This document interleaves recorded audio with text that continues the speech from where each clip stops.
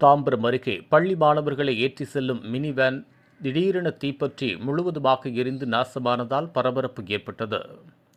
சென்னை தாம்பரம் அடுத்த சந்தோஷ்புரம் பகுதியைச் சேர்ந்தவர் 21 வயதான சியோன் சாத்விக். தனியார் பள்ளியில் BCA படித்து வரும் மாணவர் பகுதி நேரமாக பள்ளி மாணவர்களை மினி வேனில் ஏற்றி செல்லும் வேலையை செய்து வந்துள்ளார்.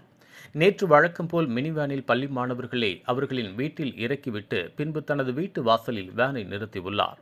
அப்போது திடீரென வேனின் முன்பக்கத்திலிருந்து புகை வந்து சிறிது நேரத்தில் வேன் முழுவதுமாக தீப்பற்றி எரிய தொடங்கியது. இதனை கண்ட சியோன் சாத்விக் தீயணைப்புத் துறையினருக்கு தகவல் அளித்தார். சம்பவ இடத்திற்கு வந்த மேடவாக்கம் தீயணைப்புத் துறையினர் தீயை அணைத்தனர். இருப்பினும் வேன் முழுவதுமாக எரிந்து நாசமானது. தகவல் அறிந்து வந்த சேலையூர் போலீசார் நடத்திய விசாரணையில் மின்கசிவு காரணமாக வேன் தீப்பற்றி எரிந்தது தெரியவந்துள்ளது. இதுபோன்ற உள்ளூர் செய்திகள், மாநில செய்திகள் மற்றும் பயனுள்ள தகவல்களை உடனுக்குடன் தெரிந்து கொள்ள GST ஆன்லைன் மீடியாவை இலவசமாக சப்ஸ்கிரைப் செய்து கொள்ளுங்கள்.